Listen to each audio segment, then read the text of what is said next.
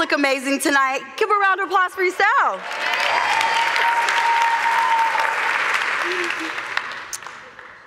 When I was a little girl, I used to put on my mom's dresses, her heels, her makeup, and go to work. I would prance around without a care in the world. Of course, this work of mine was located in my bedroom, where I would have pushed my study desk up against the wall, set up my easel, and strategically placed all of my assigned students in their assigned seats.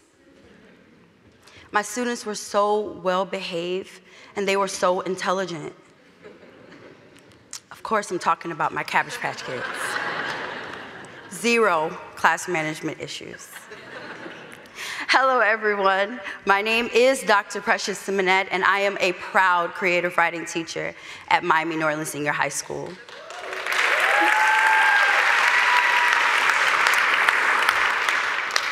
For as long as I can remember, I've always aspired to be a teacher. I love learning about different topics, concepts, places, people, and experiences, and sharing this information with others. It was something so fulfilling about that.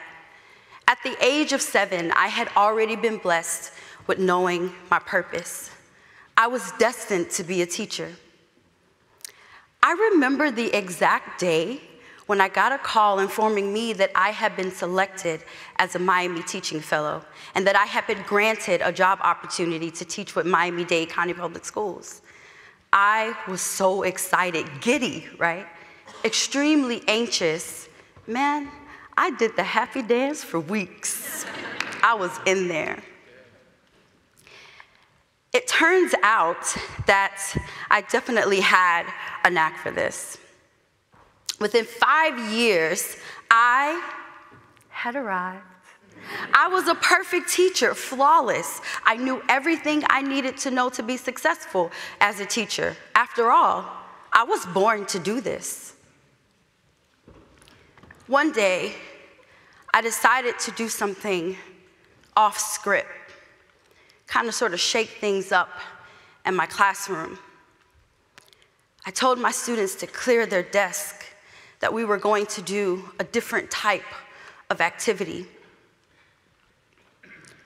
One of my students wrote, "Every day I go home and I cut myself, hoping that it will result with my death." It turns out that my student had been dealing with a traumatic experience for quite some time. She actually believed that hurting herself and ending her life would make everything better. I cannot begin to express to you how my heart broke. I saw her heartbreak, and I saw my failure. How could I have not known? This student started to crack this image that I had of myself, of me being a perfect model teacher, knowing everything, not needing to work on anything. More importantly, she exposed a weakness and reminded me that before I could ever touch a student's mind, I had to find ways to touch their heart. During this time, I felt completely off. Frustrated, annoyed, questions consumed me over and over again. I questioned myself. I questioned my purpose, my abilities as a teacher, my present, my future. All seemed as if it was performing somersaults right in front of me, and I was powerless to do anything about it. It felt as if my head weighed 10 tons, as if someone had reached into my body and was choking me from within. Then it hit me, forcing me to look closer, feel deeper, and be completely honest with myself. It was my vulnerability and my students' vulnerability that had reared its head. realizing that I was not the perfect teacher, that I was not a model teacher, that I didn't know everything, was one of the most hardest and embarrassing things I have ever had to do as an adult and as an educator. And everyone bear witness to this.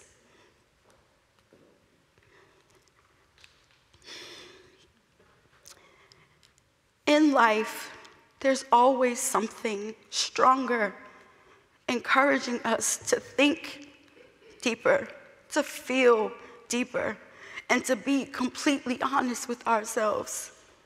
But we reject that because of the unknown, because of the fear, because of the embarrassment. I needed to take time to develop my voice, to learn to listen to it, to humble myself and to trust the process. This would help me to walk into my purpose. When I decided to acknowledge my vulnerability, to understand it, to accept it, and to walk through that, I learned that vulnerability is a strength. I learned that teaching is a revolutionary act, and I learned that vulnerability is my weapon. I was in a position where I could show students how to be empathetic, how to be kind, all while learn how to be creative, critical thinkers, and writers. I was in a position to show students that you can care for your fellow human being because the world is big enough for everybody to shine. I was in a position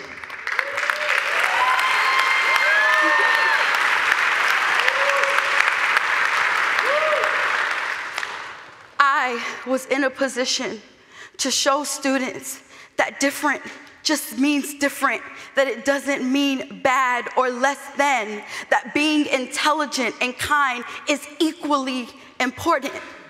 People, when I tell you that teaching is a revolutionary act, it is, in fact, a revolutionary act. 11 years ago, a student dared to tell me a piece of her story, trusted me with that.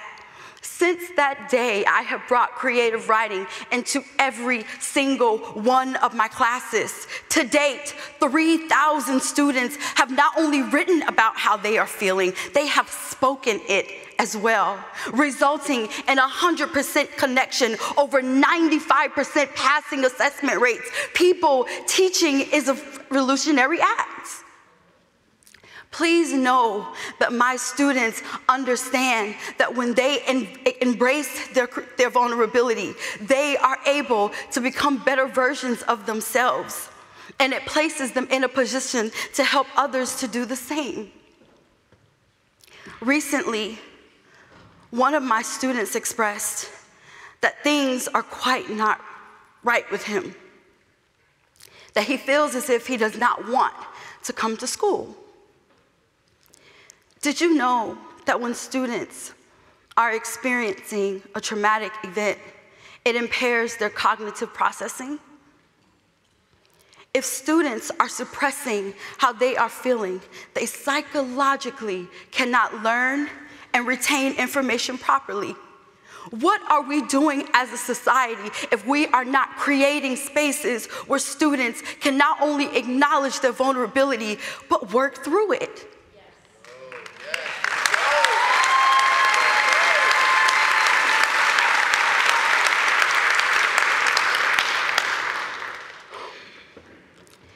When I allowed vulnerability to come into my classroom, and I developed into a teacher who teaches with vulnerability, my world changed. The trajectory of my teaching career changed.